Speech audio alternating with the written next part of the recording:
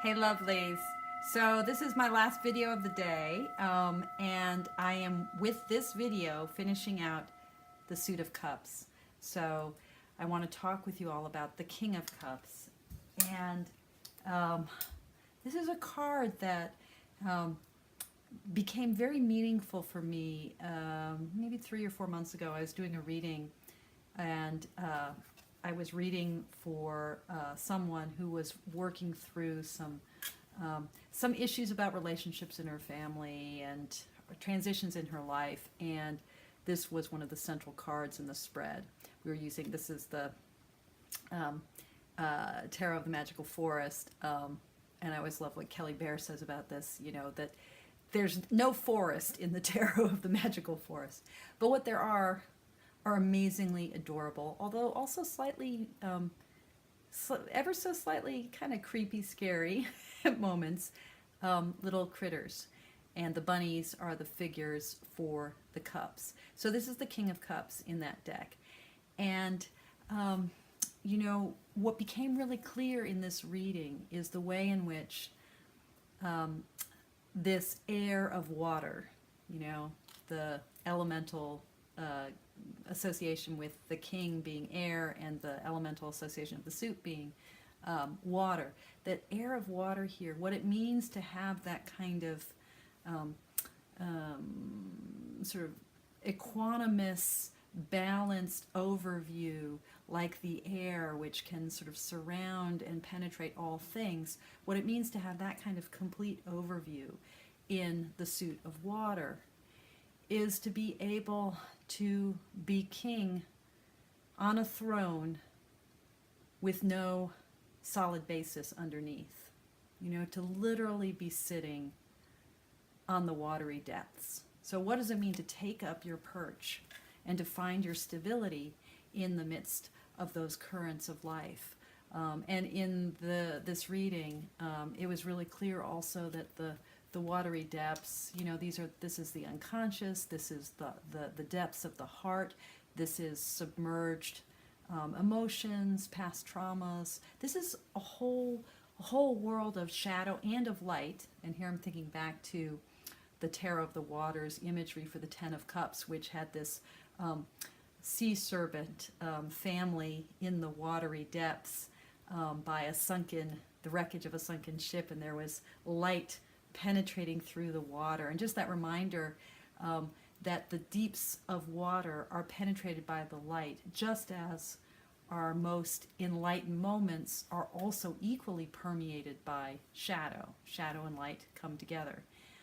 And water, with its prismatic qualities that can bend light and refract light and do all sorts of funky things, is a very literally deep reminder of the relationship between shadow and light. And so what does it mean to preside or rule over the waters? You know, can we sit and be balanced and poised and find that stability, that emperor-like stability of the four, you know, the four corners of the throne? Can we find that squared off stability in the middle of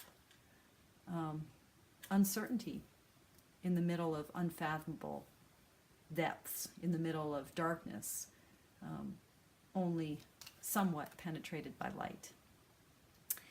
So that gave me a sense of the ways in which the King of Cups, you know, among many other things, is a figure for me of what it means to live with equanimity and poise and balance and fairness of heart and mind in the middle of a life that is uncertain and that is filled with dark and light. I take that to the deck that I want to feature tonight, which is Elisabeth de Trevisan's Crystal Tarot. This is the original first edition, the 1995 edition. This deck is gorgeous, and it's also kind of maddening because it's your traditional Los Scarabæos size. And, you know, the images are so intricate and ornate. And even in this version where we don't have a whole lot of the, we have the four languages up top and then the Italian name at the bottom. So there's as much image on this card as you'll see on this kind of a Lo Scarabeo deck. Beautiful backs, by the way, with these peacocks. But even so, it's kind of maddening. But the thing about this deck, first of all, it's a Eudes Picard deck, so it has those minors that I talked about earlier today when I was talking about the Tarot Balbi. Those minors where the cups are associated with air, and particularly with this symbol of the butterfly,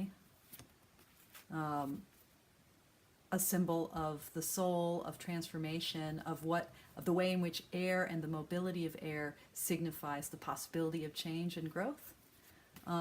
So, these are pips, but these are pips associated with this cups as air rather than water. What I love about this deck, besides its sheer beauty, the colors, the detail, the complexity of it, it's just gorgeous. And the cardstock, these Lo Scarabeo decks, especially the 1990s ones, even more so, that kind of creaminess of the cardstock.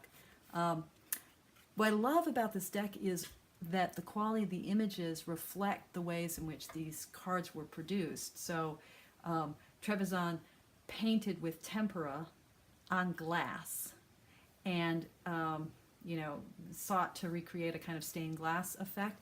But that mingling, glass is itself, just to come back to the notion of the suit of cups and its watery fluidity, glass is what they call an amorphous solid.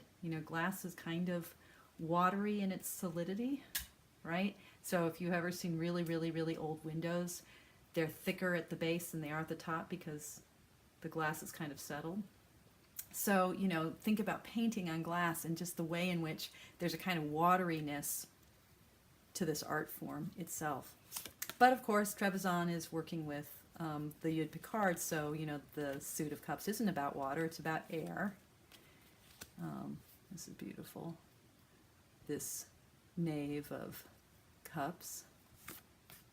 And then the knight, the queen, and the king. So what I love about this king is that the King of Cups in the Eudes Picard imagery is the one court figure who combines all four elements.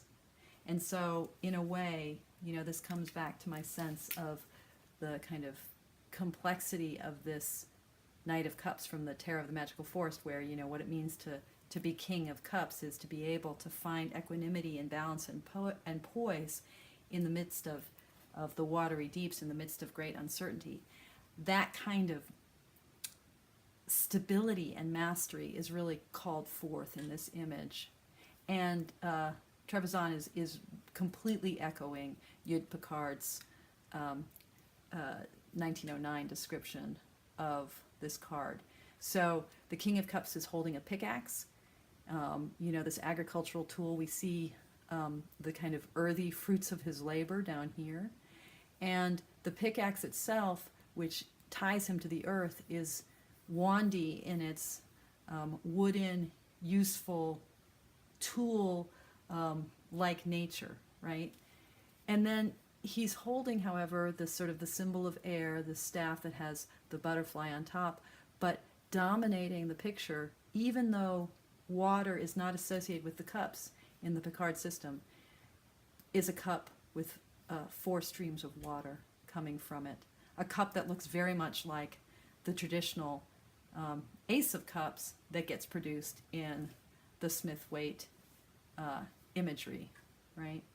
So the King of Cups in this crystal tarot, he's the guy, he's standing tall, he's the guy who brings together earth, air, the fieriness of the tool of man the maker, man the builder, man the creator with that pickaxe, and even just the metal of the pickaxe is forged in fire, and then water. So he brings together all 4 elements, and he does so with this posture of such grace and calm.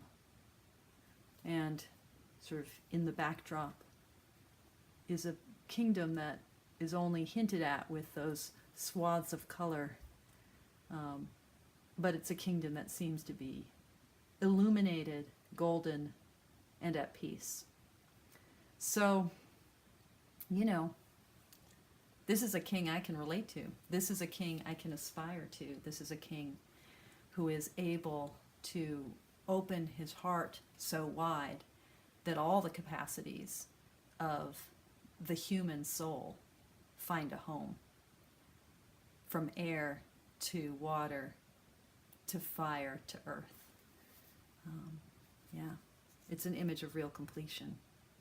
Okay, Crystal Tarot, completion, equanimity, 2 thumbs up.